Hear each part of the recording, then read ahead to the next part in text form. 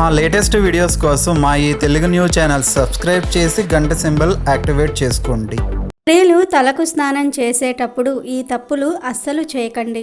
మనలో చాలామంది స్త్రీలు తల స్నానం చేసే ముందు లేదా తలకు స్నానం చేసిన తర్వాత కొన్ని తప్పులను చేసి ఆరోగ్యపరంగా ఆర్థిక పరంగా సమస్యలు కోరి తెచ్చుకుంటూ ఉన్నారు. అసలు తలస్నానం ఎందుకు చేయాలి? తలస్నానం చేయటం వల్ల కలిగే లాభ నష్టాలు ఏమిటో ఇప్పుడు మనం ఈ వీడియోలో వివరంగా తెలుసుకుందాము. హిందూ సాంప్రదాయాలు నమ్మకాల ప్రకారం ప్రతి పనిలోనూ కొన్ని నియమాలు నిబంధనలు పాటించాల్సి ఉంటుంది. కాబట్టి స్నానం చేసేటప్పుడు కూడా కొన్ని నియమ నిబంధనలు పాటించాలని శాస్త్రం చెప్తోంది. కొంతమంది తరచూ తలస్నానం చేస్తూ ఉంటారు, కానీ అలా తరచూ తలస్నానం చేయకూడదు. అంతేకాకుండా పురుషులు మహిళలు కూడా ఏ సందర్భాల్లో తలస్నానం చేస్తే మంచిదో శాస్త్రం చెప్తోంది. ఆ వివరాలు ఏమిటో ఇప్పుడు మనం చూద్దాం. తలస్నానం అనేది కేవలం వీలు లేదా అవసరమైనప్పుడు చేసేది కాదు. దీనికి నిర్దిష్టమైన సమయము, ఫలితం ఉంటుంది. వారంలో కనీసం 2 సార్లైనా తలస్నానం చేస్తే శరీరం అనుకూలంగా ఉండటమే కాకుండా ఆరోగ్యకరమైన ప్రయోజనాలు ఉన్నాయి.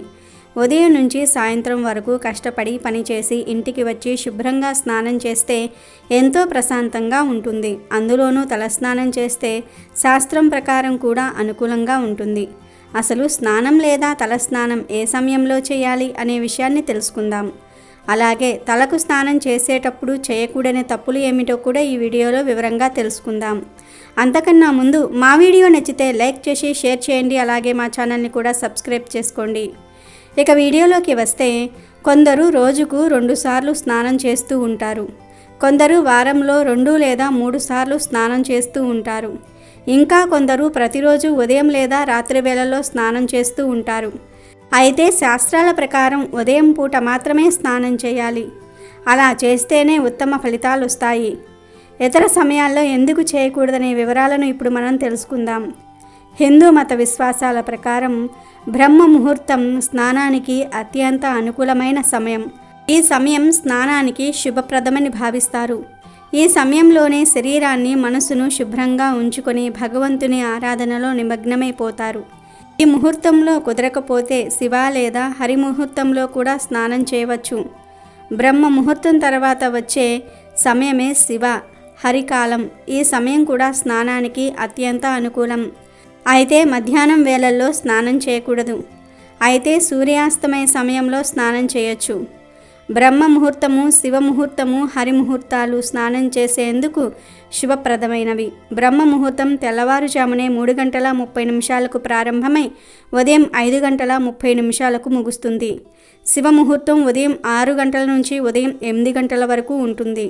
హరి ముహూర్తం ఉదయం 8 గంటల నుంచి ఉదయం 10 గంటల వరకు ఉంటుంది. ఈ 3 సమయాల్లో స్నానం చేయటం వల్ల మంచి ఆరోగ్యం లభిస్తుంది. కొంతమంది ఎప్పుడు పడితే అప్పుడు తలంటు స్నానం చేస్తూ ఉంటారు.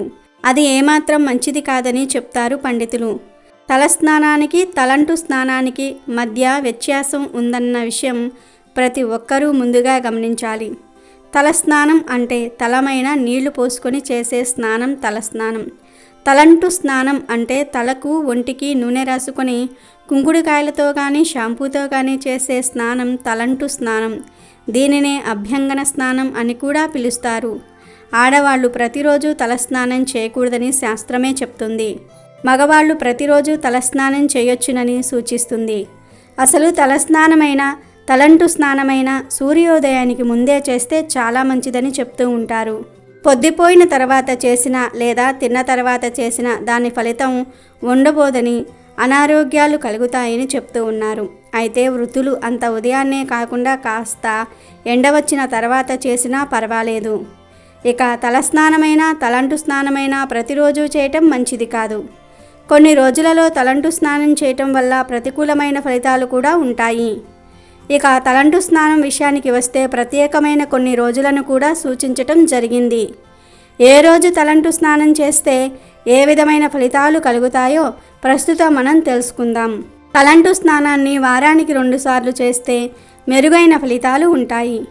బుధ శనివారాల్లో తలంటు స్నానం చేస్తే సత్ఫలితాలు ఉంటాయని శాస్త్రం చెప్తోంది.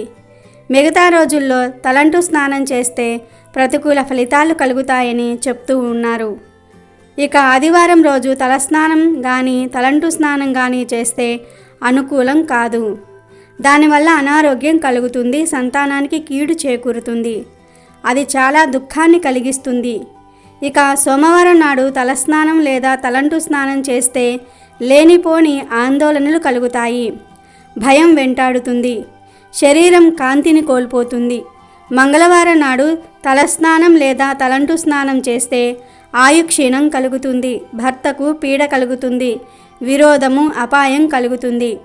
గురువారం రోజు తలస్నానం కానీ తలంటు స్నానం కానీ చేస్తే ధన వ్యయం కలుగుతుంది, శత్రుబాధలు అధికమవుతాయి, అశాంతి కలుగుతుంది, చదువుకు కూడా ఆటంకం ఏర్పడుతుంది. శుక్రవారం తలస్నానం చేస్తే అశాంతి కలుగుతుంది, రోగాలు ఎక్కువవుతాయి, వస్తు నాశనం కలుగుతుంది. అందుకే ఈ రోజుల్లో తలస్నానం లేదా తలంటు స్నానం చేయాలని అస్సలెవ్వరూ చెప్పరు. బుధవారం నాడు తలంటు స్నానం చేస్తే మాత్రం అన్ని శుభ ఫలితాలే కలుగుతాయి, కీర్తి, సంపద, ధనలాభం కలుగుతుంది, ఏ పని చేసినా కలిసి వస్తుంది. శనివారం నాడు తలస్నానం చేస్తే మంచి ఫలితాలు కలుగుతాయి, ఆయుష్ వృద్ధి చెందుతుంది, కుటుంబ సౌఖ్యం కలుగుతుంది.